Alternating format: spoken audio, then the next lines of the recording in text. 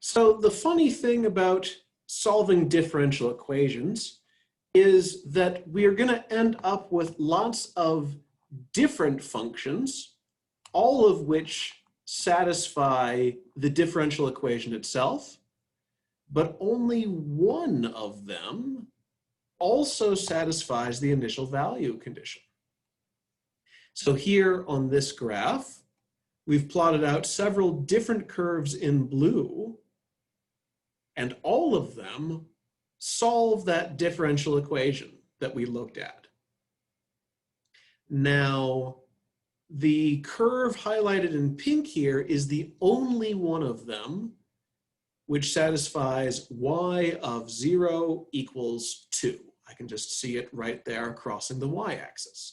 So unlike where functions which have the same derivative are all just vertical shifts of each other,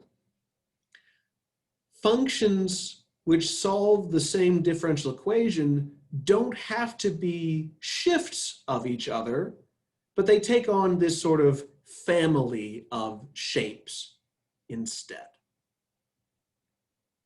Okay, so let's solve another one of these things. Let us say that dy on dx is equal to 6x squared on 2y plus cosine of y. All right, so this again is a separable equation. It's the only kind we know how to do so far. Well, just like before, I can say, well, I'm going to multiply to clear those denominators. This tells me that quantity 2y plus cosine of y, all dy, is equal to 6x squared dx. And if these differentials are equal to each other, then I can just integrate on both sides. On the left, my antiderivative is y squared plus sine of y. On the right, my antiderivative is 2x cubed plus c. So once again, I'm using this trick of just saying that the constants of integration on both sides have now combined into a single constant of integration that I put just over here. It makes the algebra work much easier. All right. So where do we go from here? Y squared plus sine of y is equal to 2x cubed plus c.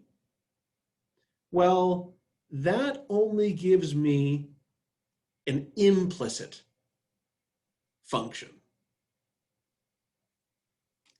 I'm not able to undo that work and solve for y with algebra alone. Now, again, we can see different examples of curves that do solve this equation. So each of these curves in a rainbow of colors solve that equation, y squared plus sine of y equals x cubed plus c. And as we take different values of that constant, well, the curves in this family all have sort of the same shape, where I've got this sort of C-looking region over here, and then it opens up outwards. But again, they aren't just vertical shifts of each other.